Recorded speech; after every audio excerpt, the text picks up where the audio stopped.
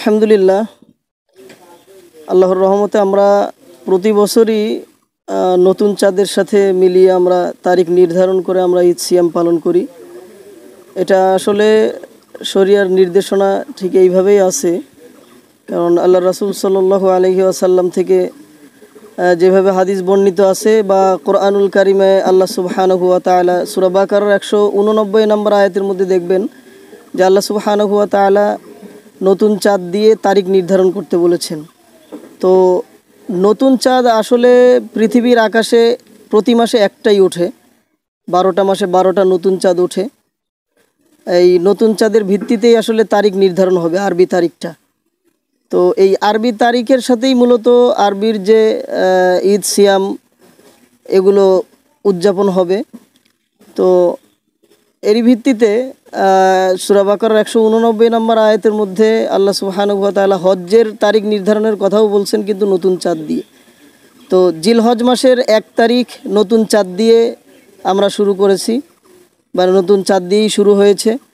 তো সেই চাঁদের ভিত্তিতেই জিলহজের যে প্রথম পর্যায়ে যে হজ্জের যে বিধান আছে আল্লাহ সুবহানাহু ওয়া তাআলা দিয়েছেন, সেটা হজ ইয়াউম আরাফা, আরাফার দিন। আর তারপরের দিন 10 জিলহজ, যেদিন ঈদুল আজহা পালিত হয়। তো আলহামদুলিল্লাহ, গতকাল ইয়াউম আরাফা গিয়েছে, আর নিয়ম হচ্ছে ইয়াউম আরাফার পরের দিনটাই হচ্ছে ইয়ামুন নাহর, মানে কুরবানির দিন। তো সেই নতুন চাঁদের ভিত্তিতেই আমরা প্রতি বছর ইয়াউম আরাফা বা ঈদুল আজহা, ঈদুল ফিতর, রমাদান, এই সমস্ত দিনগুলো আমরা এই নতুন চাঁদের ভিত্তিতেই উদযাপন করে থাকি। আর এটাই আমাদের কাছে সঠিক মনে হয়, এবং যারা এটার বিরোধিতা করে তাদের এগুলো নিয়ে আরও গবেষণা করা উচিত। আমি মনে করি এগুলো নিয়ে আরও গবেষণা করা উচিত।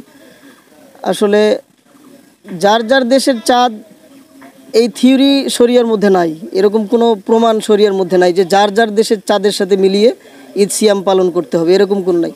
আল্লাহ রাসূল সাল্লাল্লাহু আলাইহি ওয়াসাল্লাম চাঁদ দেখে রোজা রাখতে বলছেন, চাঁদ দেখে রোজা ছাড়তে বলছেন, কিন্তু এই চাঁদটা হবে নতুন চাঁদ, যেই প্রমাণ আল্লাহ সুবহানাহু ওয়া তাআলা কোরআনুল কারীমের মধ্যে দিয়েছেন, যেই নতুন চাঁদের ভিত্তিতেই সব কিছু পালন করতে হবে। তো আলহামদুলিল্লাহ, এই নতুন চাঁদ এটার উপরে ভিত্তি করেই তারিখ নির্ধারণ হয়, আর সেই তারিখ অনুযায়ী আমরা ঈদ সিয়াম, ঈদুল আজহা, কুরবানি এগুলো পালন করে থাকি।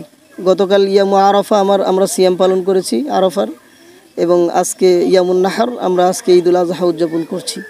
আমরা একই দিবসে একই তারিখে বিশ্বব্যাপী ঈদ এবং সাওম পালন করি, এই সূত্রে যে আল্লাহ রাসূল সাল্লাল্লাহু আলাইহি সাল্লাম বলেছেন যে তোমরা চাঁদ দেখে ঈদ উদযাপন করো এবং চাঁদ দেখে সাওম পালন করো।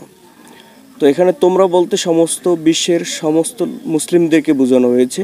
এখানে নির্দিষ্ট করে কোনো ব্যক্তি বা কোনো দেশকে আলাদাভাবে বলা হয় নাই। আমরা এই ভিত্তিতেই মানে পুরো বিশ্বের সাথে একত্রে একই দিনে একই তারিখে আমরা ঈদ উদযাপন করে আসছি দীর্ঘ 2013 সন থেকে।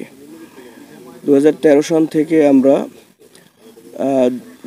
আমরা একই দিবসে মানে একই তারিখে ঈদ উদযাপন করি, কিন্তু সময় যার যার দেশের আঞ্চলিক মানে টাইম অনুযায়ী, কিন্তু একই তারিখের ভিতরে আমরা ঈদ উদযাপন করে আসছি। আল্লাহ রাসূল সাল্লাল্লাহু আলাইহি সাল্লামের ওই হাদিস অনুযায়ী যে তোমরা চাঁদ দেখে ঈদ উদযাপন করো এবং চাঁদ দেখে সাওম রাখো, মানে রোজা রাখো, আবার চাঁদ দেখে রোজা ভাঙো। আর আল্লাহ রাসূল সাল্লাল্লাহু আলাইহি সাল্লাম বলেছেন যে 2 জন মুসলিম যদি সাক্ষ্য দেয় যে চাঁদ দেখা গেছে, তাহলে তোমরা কি করো, ঈদ উদযাপন করো। শর্ত হচ্ছে 2 জন মুসলিম সাক্ষ্য দিতে হবে। এখানে কোনো ভৌগোলিকভাবে আলাদা করা হয় নাই। আমরা এই হাদিসের ভিত্তিতে আমরা একই দিবসে একই তারিখে সমগ্র বিশ্বব্যাপী ঈদ উদযাপন করে আসছি। আমরা এখানে ঈদ পালন করতেছি, আমাদের যে ঈদের আনন্দ সবাই একসাথে ভাগাভাগ করে নেওয়া। আর ঈদের মূল বিষয় হচ্ছে তো আনন্দের একটা বিষয়, আর কুরবানি মূলত স্যাক্রিফাইসের একটা জিনিস। সো আমাদের মধ্যে সেই আনন্দ বোধ এবং সবার সাথে মিশে একসাথে ঈদের জামাতে অনুষ্ঠিত হওয়াটা আমাদের জন্য খুবই সৌভাগ্যজনক।